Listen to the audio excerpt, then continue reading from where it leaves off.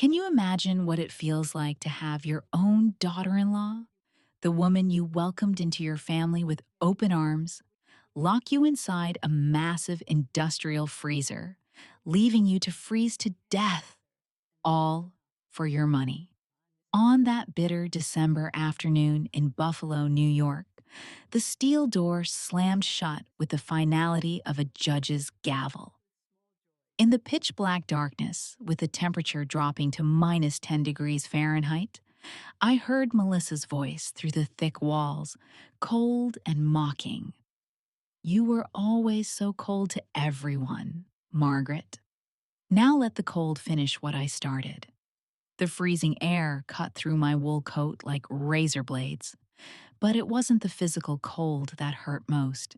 It was the ice-cold betrayal that had been building in my chest for months, growing heavier with each calculated move she'd made against me. But as I stood there, in that frozen tomb, something Melissa didn't know about me became crystal clear. I wasn't just some helpless old woman she could dispose of. I made myself a promise in that moment.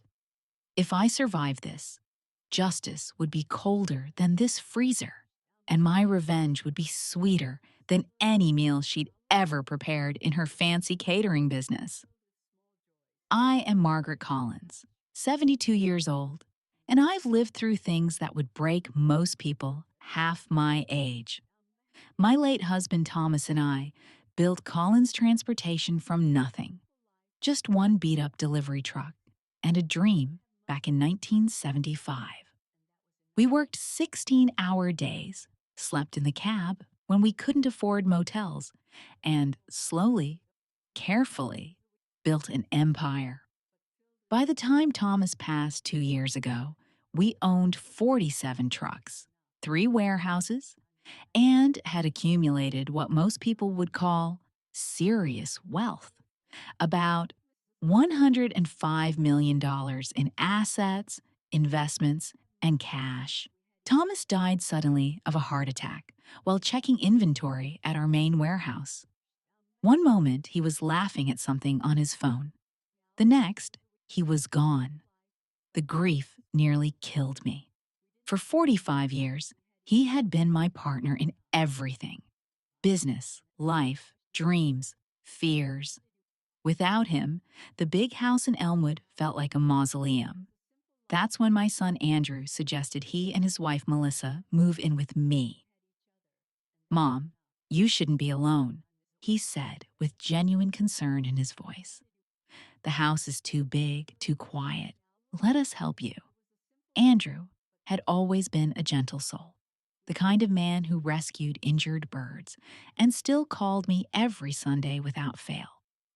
After his father died, he seemed lost too, unsure how to fill the enormous shoes Thomas had left behind. He worked for the family business, but never quite had his father's aggressive business instinct. Where Thomas had been a shark, Andrew was more like a golden retriever, loyal, trusting, and sometimes too naive for his own good. Melissa was different. I'll give her credit for being intelligent and ambitious. She'd built her own successful high-end catering company, Taste of Elegance, and had a reputation for sophisticated events throughout Western New York. She was beautiful in that sharp, angular way that turns heads. Blonde hair always perfectly styled. Designer clothes that probably cost more than most people's monthly rent. And a smile that could charm anyone when she wanted to use it. When they first moved in 6 months ago, everything seemed perfect. Melissa cooked elaborate dinners, kept the house spotless, and always seemed eager to help with anything I needed. She'd bring me tea in the mornings, ask about my medications, and listen attentively when I told stories about building the business with Thomas. "You're such an inspiration, Margaret," she'd say, her green eyes sparkling with what I thought was genuine affection. "I hope I'm as strong as you when I'm your age." But looking back now, frozen in this industrial nightmare she'd created, I could see how carefully she'd been studying me. Every question about my routine, every inquiry about my investments, every sympathetic nod when I mentioned feeling lonely. It had all been research. The changes started small, so subtle I almost missed them. First, my car keys began disappearing. I'd put them on the kitchen counter like always, but they'd be gone in the morning. Melissa would find them in odd places: the refrigerator, my bedroom slippers, once even in the garden shed, and give me that pitying look that made my skin crawl. "Oh, Margaret," she'd sigh, "you left them with the garden tools again. Are you sure you're feeling all right?" Then my medications started getting mixed up. I'd reach for my blood pressure pills and find my vitamins in that spot instead. When I mentioned it to Melissa, she'd frown with concern and suggest maybe I was getting confused about where I put things. "It happens to everyone our age," she'd say gently, though she was only 38. "Maybe we should organize your pills differently." My alarm clock began failing to wake me up. I'd always been an early riser, up at 5:30 every morning since my working days. But suddenly, I was sleeping until 9 or 10 o'clock. Melissa would find me in bed and shake her head sadly. "Andrew, I'm worried about your mother," I heard her whisper one morning when they thought I was still asleep. "She's losing track of time. Yesterday, she asked me what day it was 3 times." The worst part was watching Andrew's face change when he looked at me. The confidence and respect I'd seen there my whole life began to fade, replaced by something that looked dangerously close to pity. My strong, successful son started treating me like I was made of glass, speaking slower, explaining things I'd understood perfectly well for decades. One evening at dinner, while we were eating Melissa's chicken pot pie, which I had to admit was delicious, she brought up what she called practical concerns. "Margaret," she said, her voice gentle but firm, "Andrew and I have been talking. We think it might be time to consider some additional help around here. Maybe even looking into some nice assisted living options, just temporarily, until you feel more like yourself." The fork stopped halfway to my mouth. Assisted living? I'm perfectly capable of taking care of myself. Andrew reached across the table and patted my hand like I was a child. "Mom, you've been having some difficulties lately. The missing keys, the confusion about medications. We're just worried." "There's no shame in needing help," Melissa added smoothly. "At your age, it's completely normal to need a little extra support." That night, I lay in bed staring at the ceiling, replaying every small incident, every forgetful moment, every concerned look. A cold certainty began forming in my chest. These weren't accidents or signs of aging. Someone was deliberately making me look incompetent. I started paying closer attention. I caught Melissa going through my desk one afternoon, carefully photographing documents with her phone. When I walked into my study, she jumped and quickly slammed the drawer shut. "Oh, Margaret, you startled me. I was just looking for a pen to write a grocery list." She held up a blank piece of paper as evidence. But I had seen her camera app open on her phone, and the drawer she'd been going through contained my investment portfolio summary, the document that showed exactly how much money I had and where it was kept. The next week, I noticed Melissa on the phone in hushed conversations that stopped the moment I entered the room. Once, I managed to listen from the hallway. "The total is about 105 million," she was saying quietly. "Once Andrew inherits everything, and he will, what's his becomes mine too. We just need to be patient and careful." My blood turned to ice water. I started documenting everything, every moved item, every switched medication, every concerned look Andrew gave me when Melissa pointed out my symptoms. I kept a journal hidden in my bedroom, writing down dates, times, and exact conversations. But Melissa was smart. She never did anything obvious enough that I could prove it. If I accused her of hiding my keys, she'd produce them from some logical place I might have left them. If I said she'd moved my medications, she'd suggest I must have picked up the wrong bottle in the dim morning light. Worse, she was building a case with everyone else in my life. She told the neighbors I'd burned a pot of soup so badly it set off the smoke alarms. She called my doctor's office and expressed concern about possible early stage dementia, mentioning my increasing confusion and memory issues. She even contacted my bank, asking about setting up automatic bill pay because I'd forgotten to pay the electric bill, which wasn't true. But by then, who would believe me? Andrew, my own son, began looking at me like I was a stranger. This man I'd raised from diapers, taught to drive, helped through college and two failed businesses before he found his footing. This man now spoke to me like I was a confused child who needed to be managed rather than heard. The isolation was almost worse than the manipulation. Melissa had somehow convinced my few remaining friends that I was going through a difficult time and preferred not to have visitors. Phone calls that used to brighten my days stopped coming. Invitations to bridge games and church social events dried up. The world was shrinking around me, and Melissa was controlling who could come in and who had to stay out. 3 days ago, I overheard the final conversation that made everything clear. Melissa was on the phone in Andrew's study, speaking in the careful, measured tones of someone conducting business. The timeline needs to be accelerated, she was saying. The doctor's appointment is next week, and once we have an official diagnosis of cognitive decline, we can move forward with the guardianship papers. Yes, I understand the legal requirements. No, there won't be any problems. Everyone who matters already believes she's losing her mind. I pressed my ear closer to the door. The inheritance will be clean.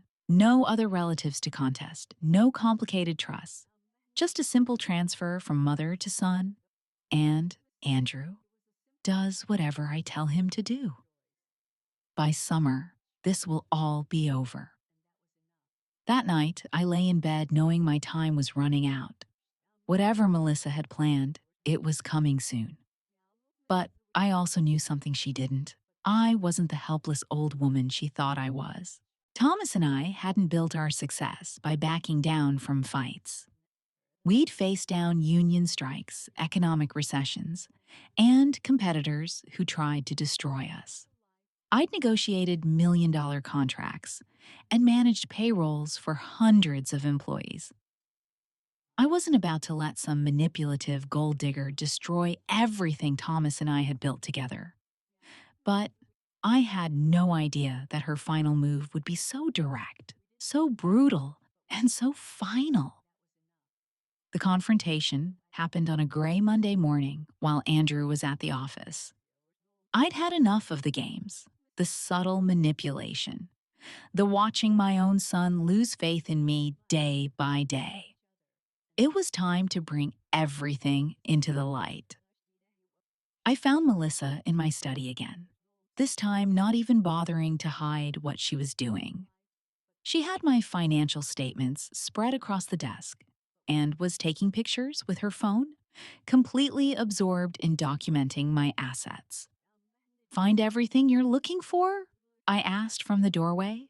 She didn't even startle this time. Instead, she looked up with a cold smile I'd never seen before. Not the charming mask she usually wore, but something sharp and predatory. "Margaret, we need to talk." "Yes, we do." I stepped into the room, closing the door behind me. I know what you've been doing.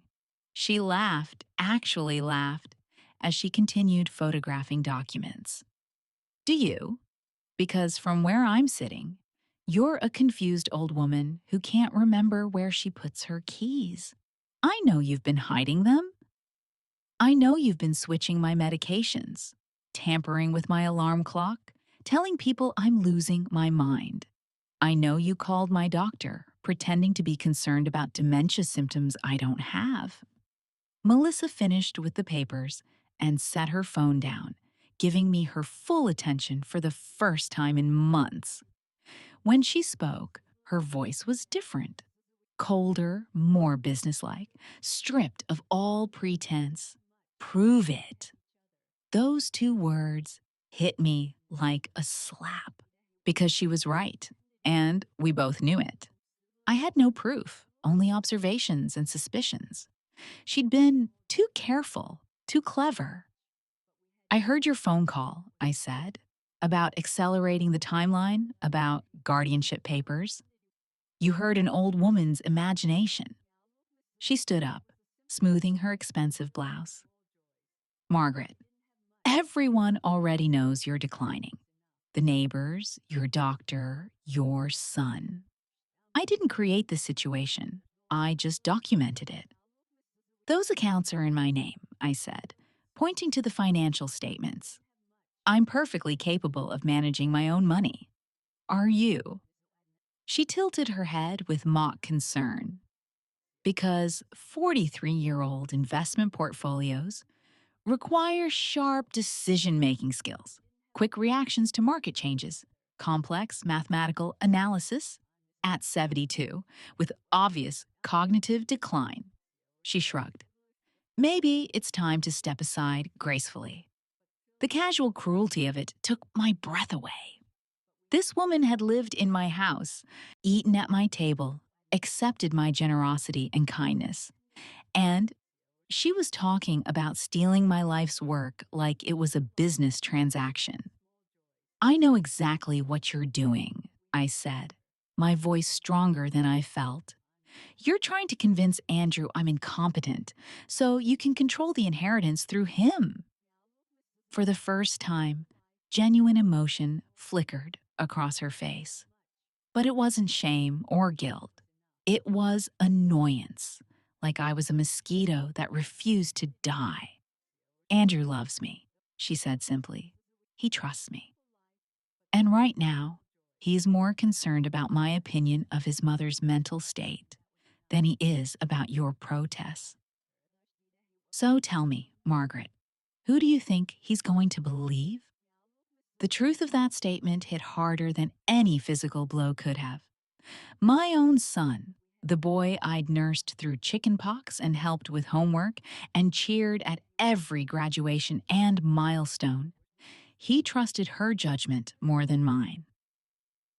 I'll change my will, I said desperately. I'll leave everything to charity before I let you get your hands on it. Melissa's smile widened. With what lawyer? The one you can't remember calling? With what mental capacity? Margaret, by next week, you'll have an official diagnosis of cognitive decline. By next month, Andrew will have legal guardianship over your affairs. You won't be able to change anything. She moved closer, and I could smell her expensive perfume, the same scent that had once seemed elegant and now just smelled like poison. But here's what's really beautiful about this situation, she continued, her voice dropping to a whisper. I don't have to be the bad guy. I'm just the concerned daughter-in-law, trying to help her husband care for his declining mother. When people tell this story later, I'll be the saint who stepped up when things got difficult. I backed toward the door, suddenly afraid of this woman I thought I'd known. Andrew will never choose you over his mother. He already has. The words were delivered without emotion, like she was reading a weather report. Every time he agrees that you're having problems, Every time he nods when I express concern about your behavior. Every time he apologizes to other people for your confusion. He's choosing me. My hand found the doorknob. You're wrong about him. When he realizes what you've done, he'll never realize. Melissa sat back down at my desk like she owned it. Because by the time this is over, Margaret Collins will be a sad story about an elderly woman who tragically lost her mind, and her loving family, especially her devoted daughter-in-law, will be praised for handling such a difficult situation with grace. I turned to leave, but her voice stopped me. Oh, and Margaret? Tomorrow morning, you and I are going to take a little trip. I'm catering a big event downtown and I need to check on some equipment in my commercial kitchen. You're going to come with me. Just a nice outing to get you out of the house. Something in her tone made my skin crawl. I don't think so. I wasn't asking. Her smile never wavered. Andrew thinks it would be good for you to get some air. Maybe help with simple tasks to keep your mind active. He's already agreed it's a wonderful idea. That night, I couldn't sleep. I kept replaying the conversation, the cold certainty in Melissa's voice, the way she talked about my life like it was already over. But more than that, I kept thinking about Andrew's face at dinner, the way he'd patted my hand and spoken to me like I was a child. She was right about one thing. He had chosen her. Maybe not consciously, maybe not maliciously, but every time he accepted her version of events over mine, every time he treated her concerns as more valid than my protests, he was choosing her reality over mine. I got up and went to my desk, pulling out a legal pad to write a letter to my attorney. But as I sat there with the pen in my hand, I realized how it would sound. An elderly woman claiming her daughter-in-law was manipulating her with no concrete proof, no witnesses, no evidence except a growing pattern of forgetfulness that everyone else had already noticed. Who would believe me? I tore up the letter and went back to bed, but sleep didn't come.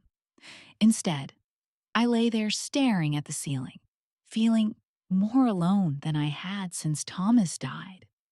At least when I was grieving, I still had my son's respect. Now even that was gone.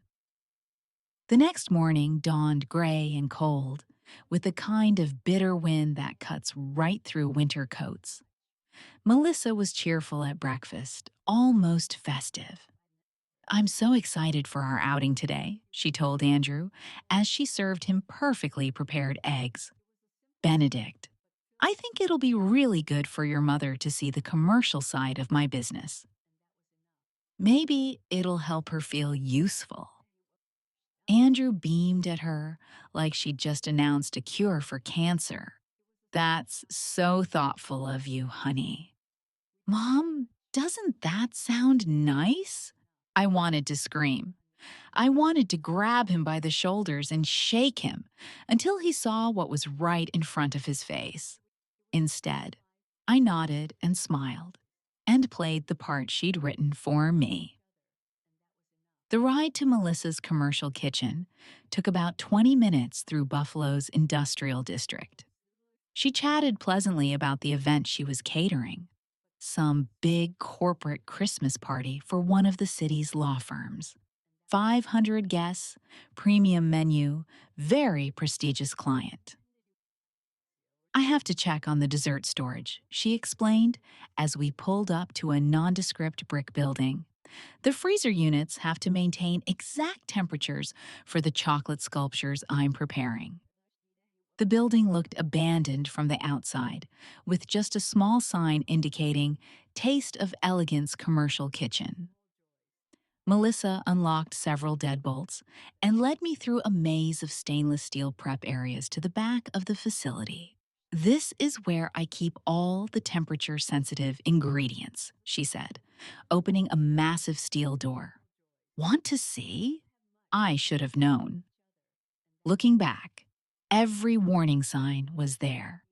But I was still thinking like the old Margaret, the woman who gave people the benefit of the doubt, who believed in basic human decency. The freezer room was huge, big enough to walk into, with industrial shelving and temperature controls. Melissa stepped inside, beckoning for me to follow. "Come see these chocolate sculptures," she called. "They're really quite beautiful." I stepped through the doorway, and immediately the temperature change hit me like a wall. My breath came out in visible puffs, and I instinctively pulled my coat tighter. "Melissa, it's freezing in here. Can we?" The steel door slammed shut behind me with a sound like thunder. I spun around, but there was no handle on the inside, just smooth metal. "Melissa," I called, pushing against the door. "The door's stuck!" Her voice came through the thick walls, muffled but clear. "No, Margaret, it's not stuck. It's locked."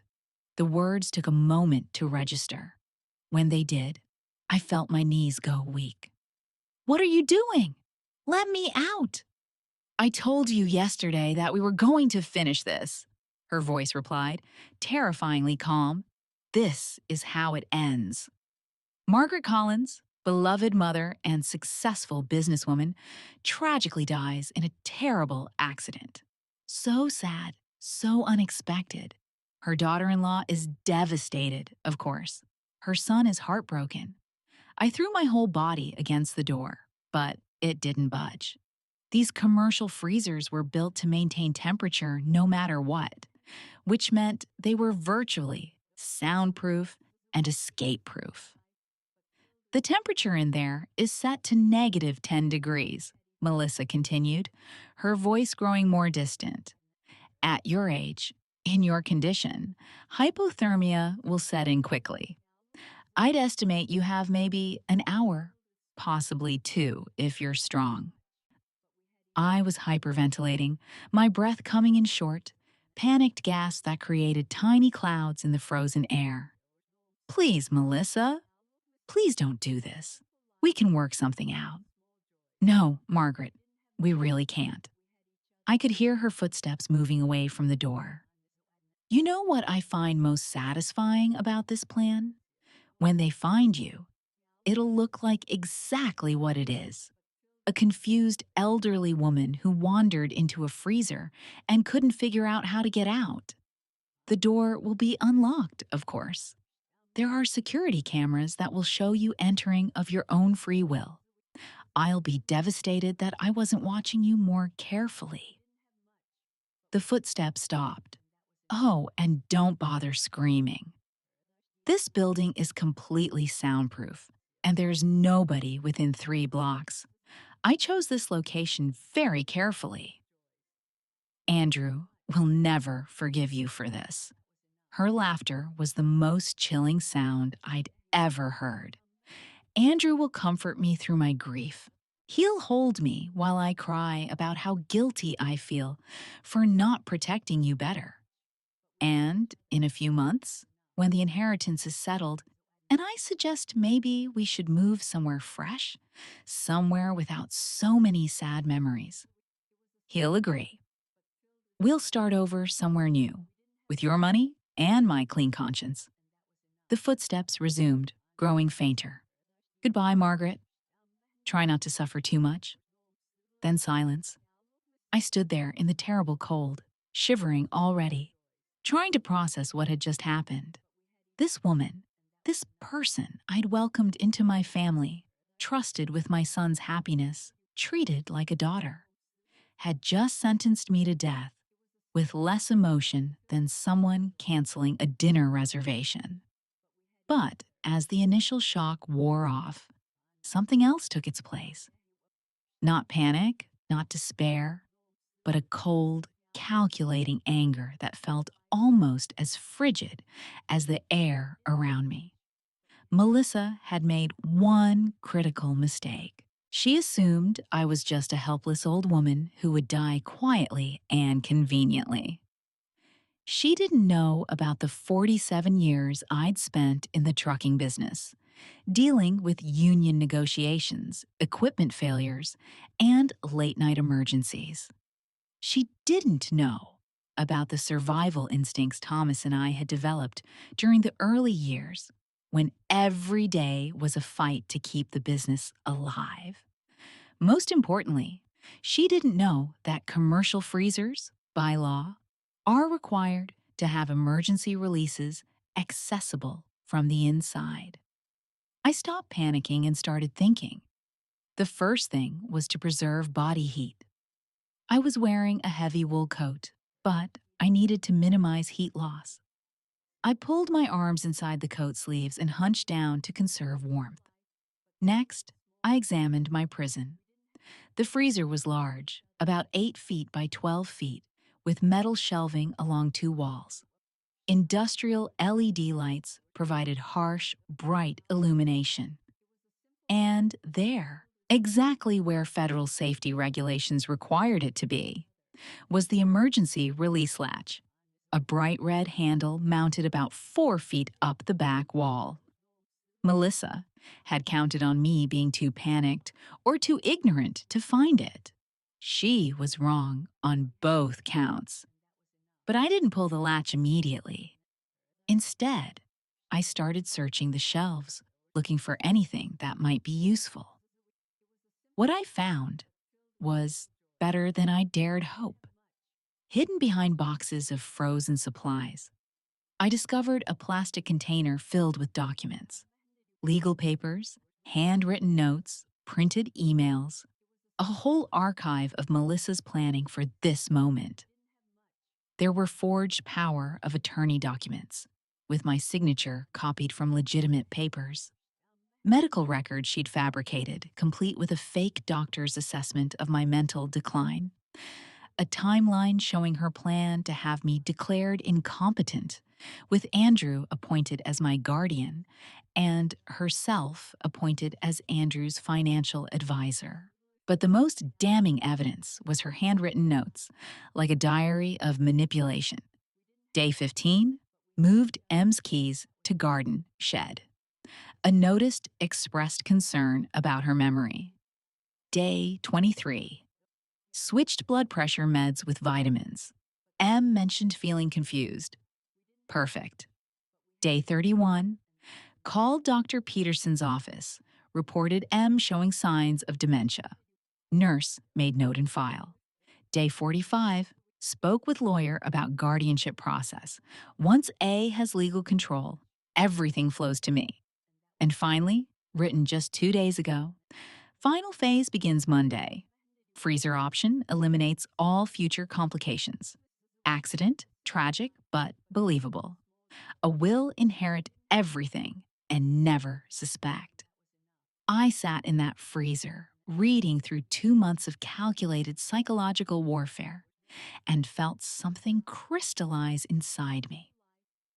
This wasn't just about money or inheritance. This was about a woman who had systematically set out to destroy my sanity, my relationships, and ultimately my life. And she'd enjoyed every minute of it. The evidence was spread around me like pieces of a puzzle I could finally see completely. Melissa had underestimated me in every possible way. She thought I was a confused old woman who would die quietly.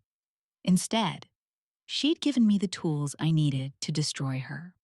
I carefully gathered all the documents, folded them into my coat, and then did something she would never expect.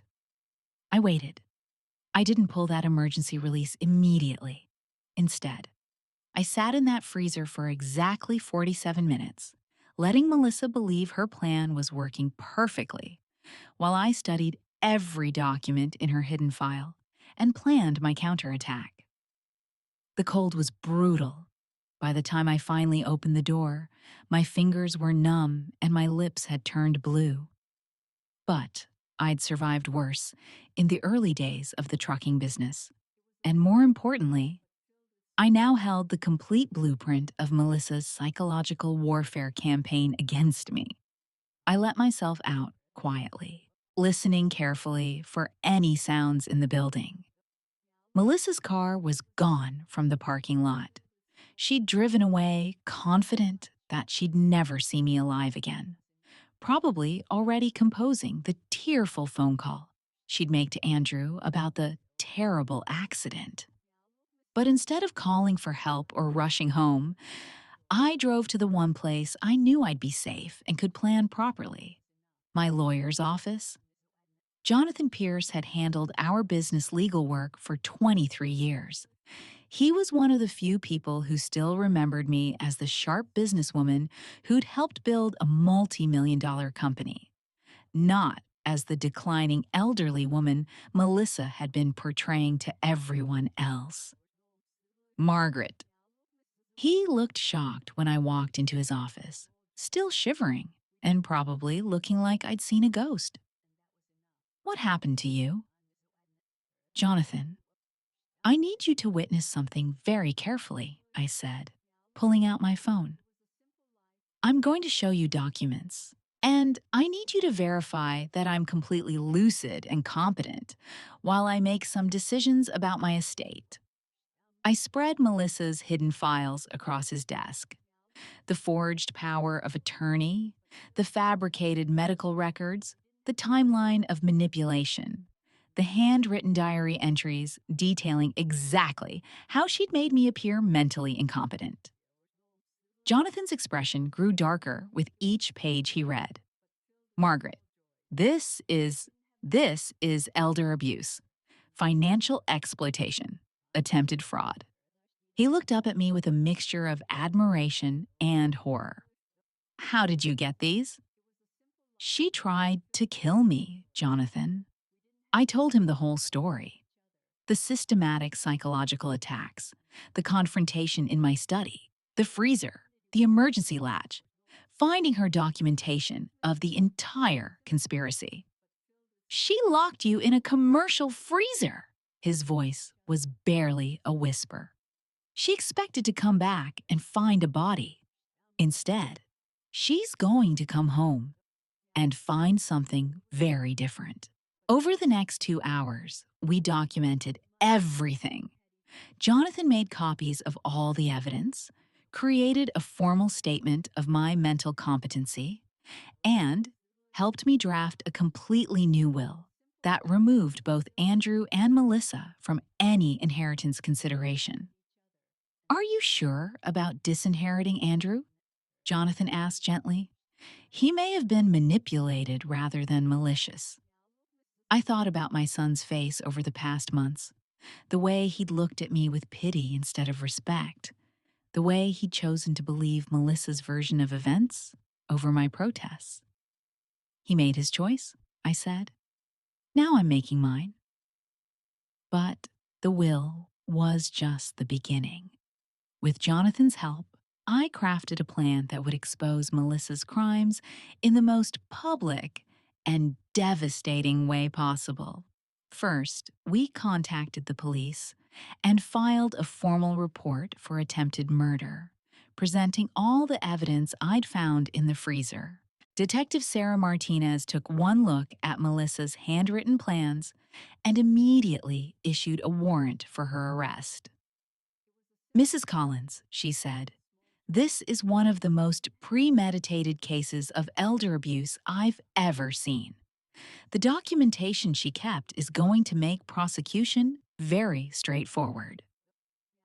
While the police processed the evidence, I went home to prepare for Melissa's return. I wanted her to walk into a scene she'd never imagined, never prepared for, never thought possible. I arrived home before Andrew returned from work. The house felt different somehow. Not like a place where I'd been victimized, but like a stage where I was about to direct the final act of a very long play. I went to my wine collection and selected a bottle of Melissa's favorite Chardonnay, the expensive one she always served at her elegant dinner parties. I opened it and poured myself a glass. Then sat in my favorite chair in the living room, and spread all of Melissa's documents across the coffee table like a deck of cards. The late afternoon sun streamed through the windows, highlighting every page of her handwritten notes, every forged signature, every calculated lie she'd told. I sipped the wine and waited. Andrew came home first, around 5:30. I heard his key in the door, heard him calling out in the cheerful voice of a man whose day had gone exactly as expected. "Mom? Melissa? I'm home!" He walked into the living room and stopped dead when he saw me sitting calmly in my chair, surrounded by papers, holding a wineglass with steady hands. "Mom, I thought you were out with Melissa. Are you okay? You look different." "I look different because I'm not the woman you've been seeing for the past few months," I said calmly. "That woman was a carefully constructed fiction created by your wife. This woman, the real me, is someone you seem to have forgotten." Andrew's brow furrowed with that familiar expression of concern I'd grown to hate. "Mom, what are you talking about? Maybe you should sit down." "I am sitting down, Andrew. And for the first time in months, I'm thinking clearly." I gestured to the papers spread around me. "Would you like to know what really happened to your mother's memory? What really caused all those incidents that convinced you I was losing my mind?" Before he could answer, we heard Melissa's car in the driveway. Perfect timing. "Actually," I said, standing up with the wine glass still in my hand, "let's wait for Melissa. She should be here to explain her own work." The front door opened and Melissa's voice called out, "Andrew, I'm back." Her tone was perfectly modulated, not too cheerful, not too subdued. Exactly the right note of someone returning from a difficult but necessary outing. She walked into the living room talking. "Your mother had a lovely time at the commercial kitchen. She was so interested in everything. And then she wanted to explore a bit on her own while I finished checking the—" She stopped mid-sentence when she saw me sitting there, very much alive, very much alert, surrounded by her own documents. The wine glass slipped from her hand and shattered on the hardwood floor. "Hello, Melissa," I said pleasantly. "How was your drive home? I imagine you spent it planning exactly what you were going to tell Andrew when you discovered my body." The color drained from her face so completely she looked like she might faint. Andrew looked back and forth between us, clearly confused, but beginning to sense something was seriously wrong. "What is going on?" he demanded. I picked up the first document, Melissa's handwritten timeline of manipulation. "Would you like to read about day 15, when your wife moved my car keys to the garden shed specifically to make me look forgetful?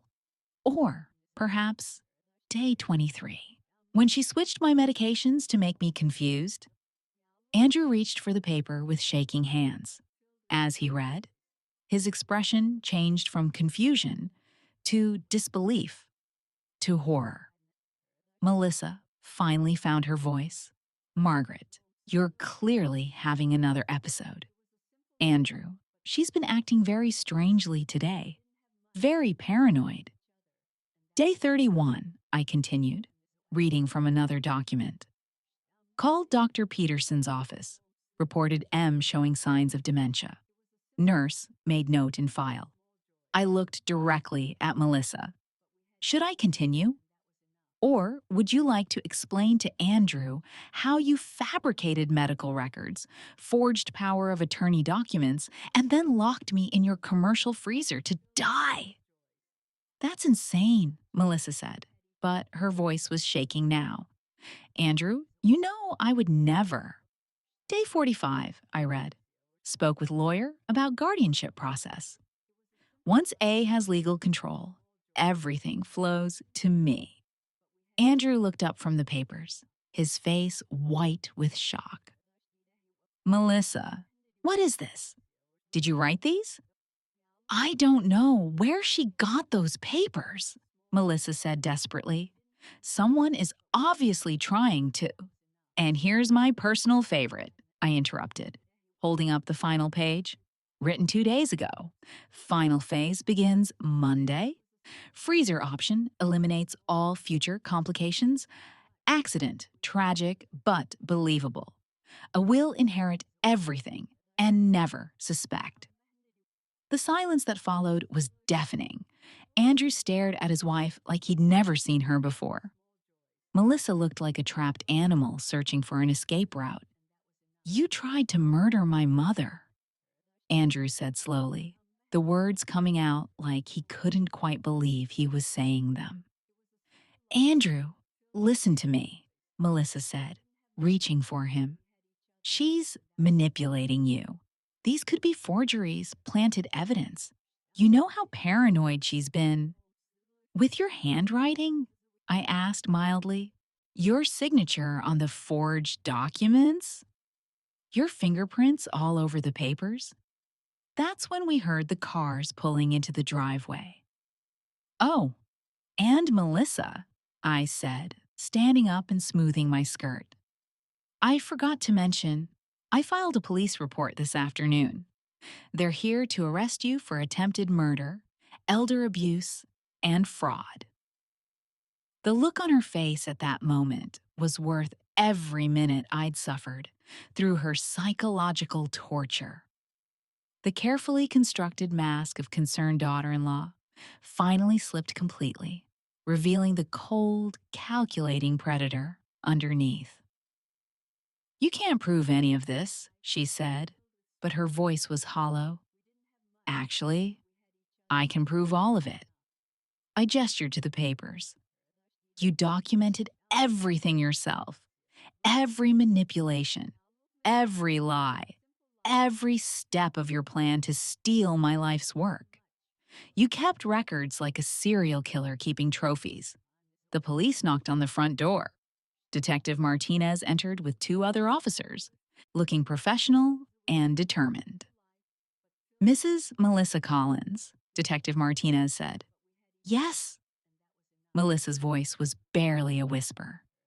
You're under arrest for the attempted murder of Margaret Collins, elder abuse, fraud, and conspiracy to commit felony theft. As they read Melissa her rights, she looked at Andrew with desperate eyes. You know, I love you. You know I would never hurt anyone. She's lying about all of this. Andrew stared at his wife, really looked at her, maybe for the first time in years. Did you move her car keys? He asked quietly. Melissa's mouth opened, but no sound came out. Did you switch her medications? Did you call her doctor pretending to be concerned about dementia? Still, no answer. Did you lock her in a freezer and leave her to die? Melissa's composure finally cracked completely. She was going to ruin everything, she screamed. She was old.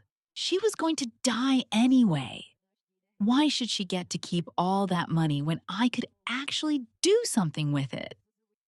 The officers led her away in handcuffs, still screaming about how unfair it all was, how I'd tricked her, how she'd done nothing wrong except plan for the future. After they were gone, Andrew and I sat in silence for a long time. The living room felt enormous, like a theater after the final curtain call. Mom, he said finally, his voice breaking. I'm so sorry. I believed her. I actually believed you were losing your mind. I looked at my son, this man I'd raised, loved, supported through every challenge in his life, and felt something that surprised me. Not anger, not resentment, but a kind of tired sadness. Andrew, she was very good at what she did. The manipulation was subtle, professional, carefully planned over months. But I should have trusted you. I should have listened to you. Yes, I said simply. You should have.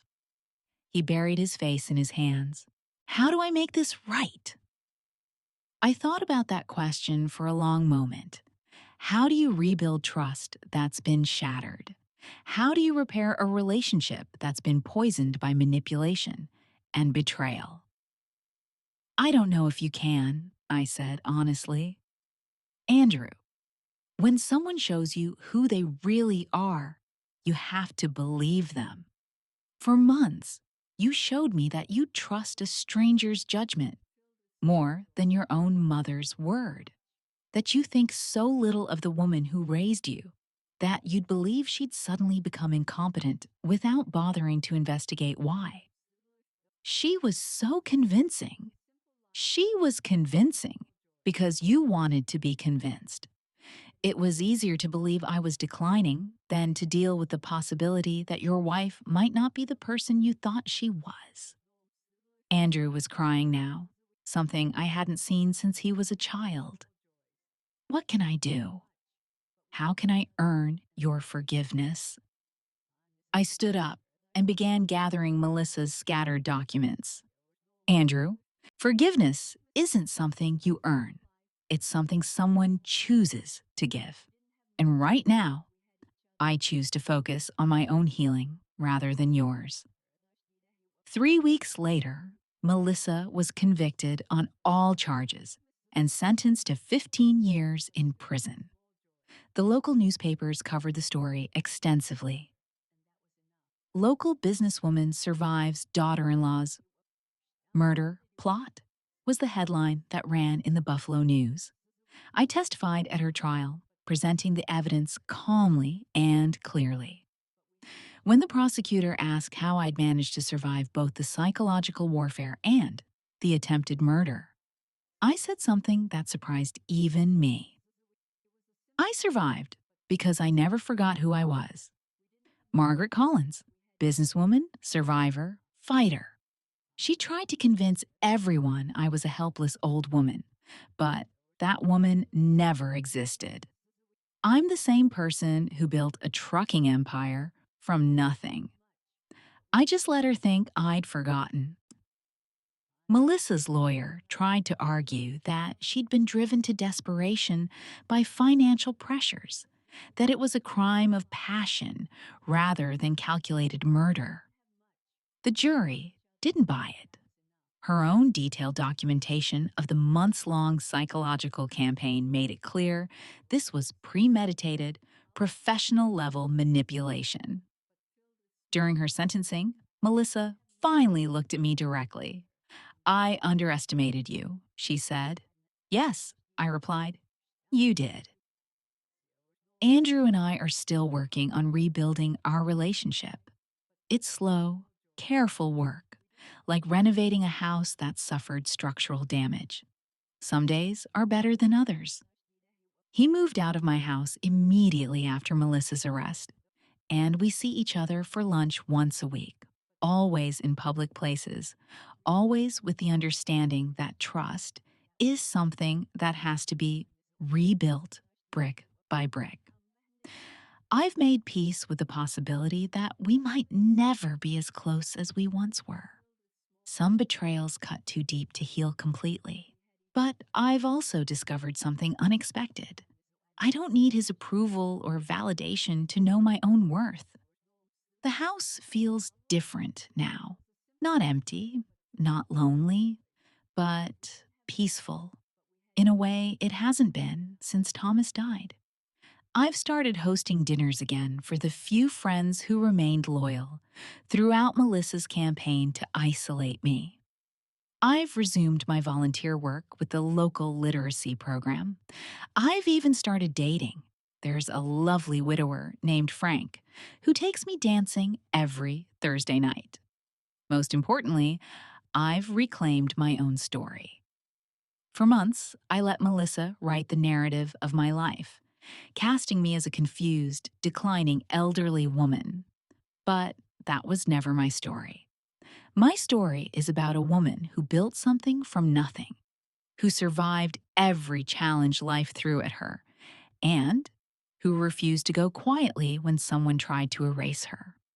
I kept Melissa's documents, all of them, not as evidence. The legal case is closed, but as a reminder that predators exist, that they often wear familiar faces, and that the most dangerous attacks are the ones that make you doubt your own reality. But I also kept them as proof of something else, that survival sometimes looks like patience, that strength sometimes looks like silence, and that the best revenge is often simply refusing to disappear. Last week, I received a letter from a woman in California whose daughter in law had been using similar tactics to convince her family she was becoming incompetent. She'd read about my case in the news and wanted to know how she could protect herself. I wrote back with advice, with encouragement, and with copies of all the documentation that had saved my life. Because Melissa was right about one thing. There are a lot of elderly people being victimized by family members who see them as obstacles rather than human beings. But she was wrong about something crucial. We're not as helpless as we might look.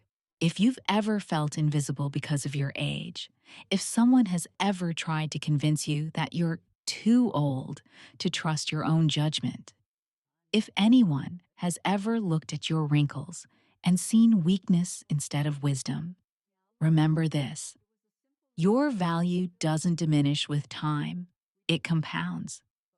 Age doesn't make you vulnerable, it makes you experienced. Those lines on your face, they're not signs of decline, they're evidence of survival. Every year you've lived has taught you something about human nature, about resilience, about what matters and what doesn't. Don't let anyone rewrite your story. Don't let anyone convince you that confusion or forgetfulness means you're losing your mind, especially if those incidents started happening after someone new entered your life. Trust your instincts. Document everything. And remember that the most powerful thing you can do when someone tries to erase you is to refuse to disappear. Have you ever experienced manipulation from someone you trusted? Have you ever had to fight to be heard, believed, or respected simply because of your age? Share this story if you believe that wisdom deserves respect, that experience deserves credibility, and that every person, regardless of age, deserves to be seen as fully human.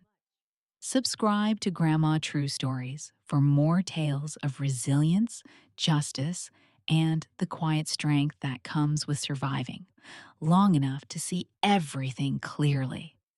Because sometimes the most powerful stories are told by those who've lived long enough to know the difference between truth and lies, between genuine love and calculated manipulation. Remember, in a world that often discounts older voices, your story matters more than ever.